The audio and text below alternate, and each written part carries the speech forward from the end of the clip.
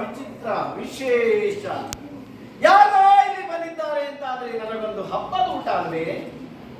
ಅರೆ, ಪ್ರಾಣಿಗಳ ಮಾಂಸವನ್ನ ಮೆದ್ದು ಸುಖ ಅಂತ ಒಪ್ಪಿಕೊಂಡವರು ನಾನಾದರೂ ಇಂದು ಮನುಷ್ಯರ ಮಾಂಸವನ್ನು ತಿಂದು ನೆಮ್ಮದಿಯಾಗಬೇಕು.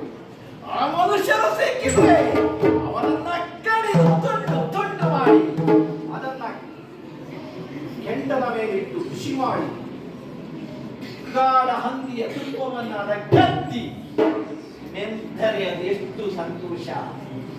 ಈ ಹಲ್ಲುಗಳಿಗೆ ಅತಿಯಾದಂತ ಸಂತೋಷ ಕೊಡುವಂತ ದಿನ ಇದು ಹತ್ತಿರ ಬಂದಿದೆ ಅಂತಾದ್ರೆ ಆ ಮಾನವ